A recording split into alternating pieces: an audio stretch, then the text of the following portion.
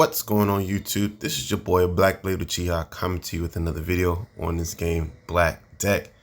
And I had a couple people message me, or one in my guild and another person on one of the videos. They messaged me, but they commented on one of the videos, and they were asking about stage 21 or chapter 21, and I think they were having an issue with stage 2. Now, this is by far, as far as ability wise, one of the more frustrating ones to deal with. So my thoughts on this would be, if you have, say you have my main right here, right? This is a balanced approach, does a little bit of everything. That way you can, take care of whatever you need to take care of. This should be worth it. Now, with Hex Mage, you want to either shock or freeze or transform it itself, right? That's your three options: shock, freeze, or transform. That'll shut him off from using his frog ability to transform your cards, right? So you might want to manually. All right, so that would be your ways to go about it. Okay, that'll be my approach to it. My deck is a little bit too strong to really demonstrate that, because I can't clear this right now, but I've already cleared it. So that would be my advice for anybody who's trying to clear it. You want to if you can shut off Hex Mage, the rest is easy. That's the hardest part on that one, right? Now, this is something also I wanted to mention as well. Picking the right artifacts for your cards. Okay, so let me go to Wasteland and Golem. Right now, Stone Golem is one heck of a card to use. It can buff itself up to 5 times, maxed out 40%. Okay, so it can buff itself five turns by 40% when it's maxed out, which is good, right? It can get pretty strong. Now, you can ideally use crit chance to increase the amount of damage you can use, right? And the reason why I say crit chance is because crit chance gives you 10% crit per 2 artifacts used. So if you're using 2 sets of crit chance, which is a 2-piece set, you're going to get 20% additional crit chance. Okay, now if you have maxed out accessories as well, ring, banner, and neck, you can then maximize how much crit chance you're going to get. Now, if you're early in the game, a decent ring is, as long as you have one, and potentially a neck, that'll be okay, right? But eventually, if you have, especially if you're early on, if you can exchange the weaker neck pieces and weaker rings for a stronger one, then that will, like 6-star, pretty much what I'm getting at, right? A 6-star epic, 6-star rare, as long as it's a 6-star at the very least, that will increase your chances of critting when you max out that accessory. Okay, because accessories all give you crit chance, and it has a crit damage as well at the base of it. You can see my crit damage for this neck is maxed out at 56.4%, which I'm okay with. This is an epic ring. It's going to be slightly stronger than the 6-star rare necklace. Excuse me, not epic ring, epic necklace.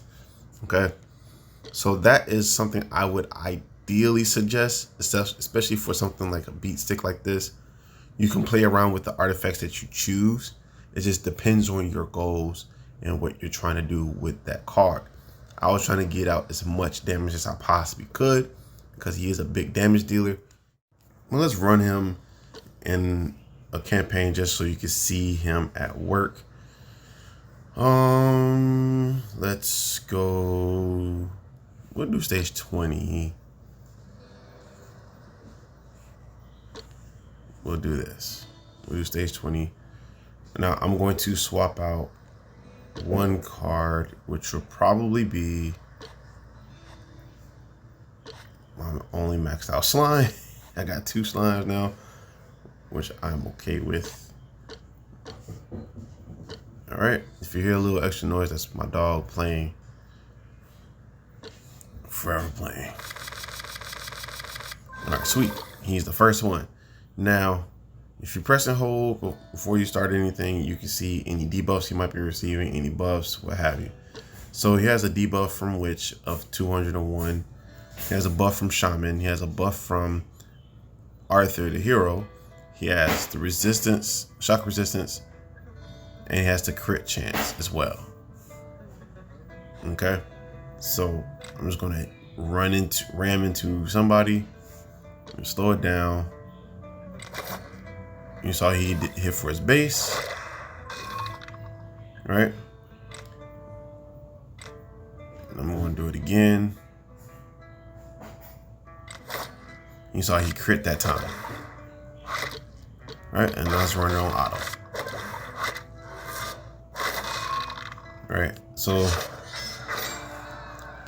he is a damage dealer in its own right if you build him out right. Granted, now I have him at 5-star base. He's at 3,420. I can't get him stronger than that. All right, and I know I will eventually, but neither here nor there. That is just one of the things I wanted to highlight with him. Not necessarily just him, but just showing you the cards that work best with certain artifacts.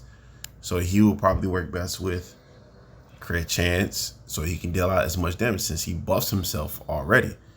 He gets another buff from a shaman or somebody else, he's going to be even stronger, and it allows him to push out way more damage. And that honestly goes with pretty much all the golems, with the exception of Stormrod, which increases all wasteland, and I have 2 of them now, so you can use him in a golem deck or wasteland deck. You can use poison golem. He buffs himself 5 times. He needs 4 more books. How many books do I have? I got 14. Oh, that's right. He needs 3. 1, 2, 3, 4. I'm just going to use 4 books. Let's see what happens. Cool. All right, cool. That's fine. So he can buff himself up to 5 times, just like Stone Golem, right? And then he gets a max out 60% buff when you max out that skill. And now his poison can last 3 turns when booked out, and when maxed out is 45%, right? So you go with him, right? And remember I said that all the golems buff, right? Iron Golem does the same thing, except he buffs everybody. The Lightning Golem buffs himself. Fire Golem buffs himself. Ice Golem buffs himself. I've been waiting on a certain piece. Let me see if I have it, honestly. Waiting on that chest piece so I can have him freezing 2 cards every turn. Yeah, let's go with this one. All right, now I got a full set on. Cool.